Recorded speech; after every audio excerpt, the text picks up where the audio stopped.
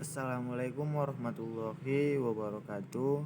Di sini saya akan mempresentasikan hasil kelompok kami yang terdiri dari 3 orang. Yang pertama ada Muhammad Rizaldi, Tigor Maringan Siahan, dan saya sendiri Wahidun Habibie Siregar.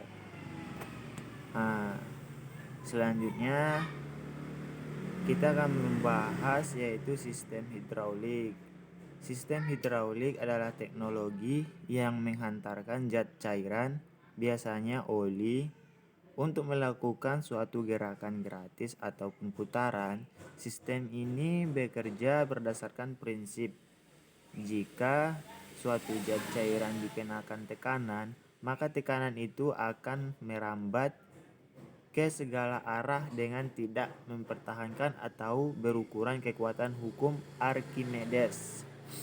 Yang selanjutnya yaitu penggerak sistem hidraulik.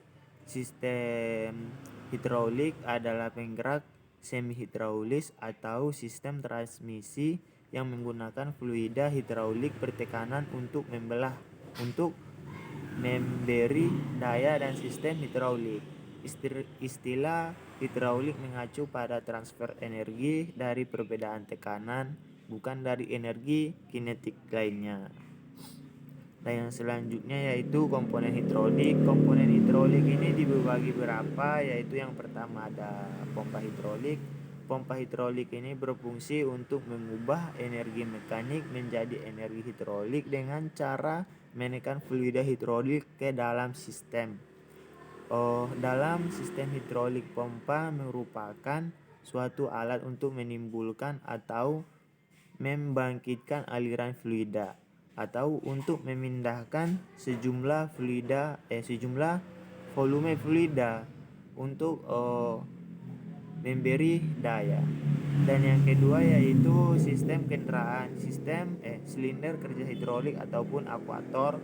Silinder ini kerja hidrolik merupakan komponen utama yang berfungsi untuk merubah dan meneruskan daya dari tekanan fluida, di mana fluida akan mendesak piston yang merupakan satu-satunya komponen yang ikut bergerak untuk menekan gerak translasi, untuk kemudian gerak ini diteruskan ke dalam mesin melalui batang piston. Dan yang selanjutnya itu reservoir ataupun tangki hidrolik sebagai tempat penyimpanan fluida hidrolik untuk mengakumulasi perubahan volume fluida pada saat sistem kerja pada tekanan. Pada tangki hidrolik juga didesain antara suatu sistem untuk memisahkan udara dari fluida hidrolik, karena adanya udara di dalam fluida dapat menggunakan kerja sistem. Ya, dan yang terakhir ada dia filter. Komponen ini sendiri berfungsi untuk mengubah kotoran ataupun biasanya berupa metal pada fluida hidrolik agar kotoran-kotoran tersebut tidak bersirkulasi di dalam bagian itu semua. Dan selanjutnya yaitu cairan, pelumas dan oli. Pelumas adalah zat kimia yang umumnya cairan dan diberikan di antara dua benda bergerak untuk mengurangi gaya gesek. Zat ini merupakan fraksi hasil destilas minyak bumi yang memiliki suhu 105 sampai 135 derajat Celcius. Umumnya pelumas terdiri dari 90% minyak kasar dan 10% zat tambahan.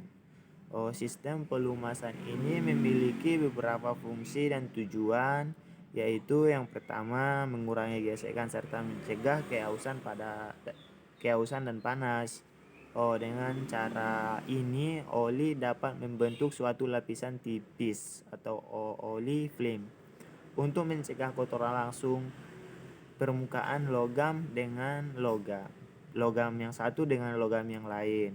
Dan yang berikutnya sebagai media pendingin, yaitu dengan menyerap panas dari bagian-bagian yang mendapat pelumas dan kemudian membawa serta memindahkan pada sistem pendingin. Dan yang selanjutnya sebagai bahan pembersih, yaitu dengan mengeluarkan kotoran pada bagian-bagian mesin. Selanjutnya yaitu mencegah karat pada bagian-bagian mesin, dan yang terakhir mencegah terjadinya kebocoran gas pada hasil pembakaran. Yang selanjutnya yaitu ada viskositas atau kekentalan. Viscosity atau kekentalan suatu minyak pelumas adalah pengukuran dari mengalirnya bahan cair dari minyak pelumas, dihitung dalam ukuran standar. Makin besar perawatannya untuk mengalir, berarti makin tinggi viscotinya. Begitu juga sebaliknya. Viscolitas memiliki dua jenis. Yang pertama yaitu viscolitas absolut atau koefisien viskolitas mutlak, dan yang kedua viskolitas kinematik. Viskolitivitas absolut merupakan gaya tangensial per suatu luas yang dibutuhkan agar dapat memindahkan suatu bidang horizontal ke suatu bidang lainnya dengan uni velocitas. Satuan velocitas dinamis dengan sistem suatu internasional atau S1 dalam NS-2N atau PAS atau kilogram per massa. Diperhatikan persamaannya sebagai berikut. 1 PAS sama dengan 1 NS per M2 sama dengan 1 kg per MS. Apabila ditanyakan dalam suatu sistem GS, maka satuan yang berlaku adalah satuan centipoisen. Dan yang selanjutnya yaitu indeks viskolitas. Indeks ketentuan atau indeks viskolitas ini perubahan viskolitas akibat adanya perubahan temperatur.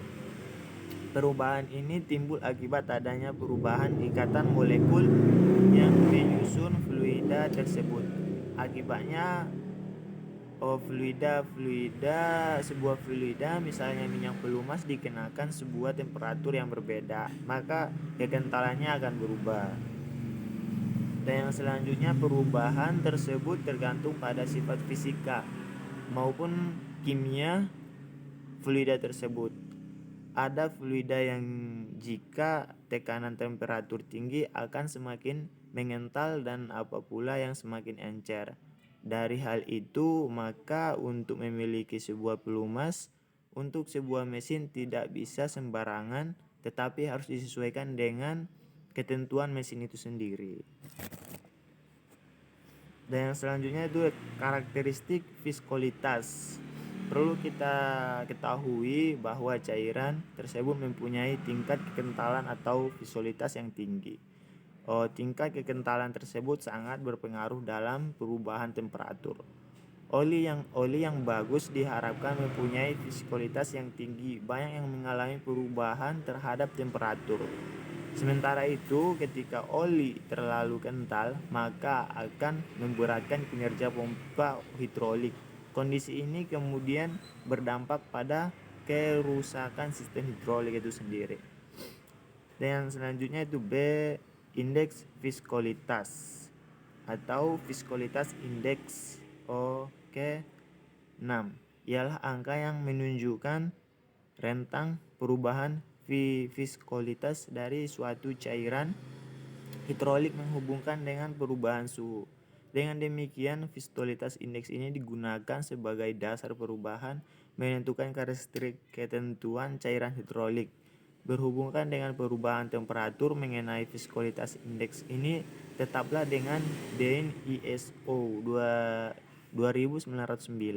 Cairan hidrolik dikatakan indeks tinggi apabila terjadi perubahan viskolitas kecil atau stabil dalam rentang perubahan suhu yang relatif besar. Dan selanjutnya yaitu cairan hidrolik. Adapun sifat-sifat indeks ini yaitu tidak berbusa, tahan dingin, tahan korosi dan tahan aus, tahan api, demulativity, dan minimal compressivity. Demikian presentasi saya yang bisa saya sampaikan, kurang lebihnya saya mohon maaf. Assalamualaikum warahmatullahi wabarakatuh.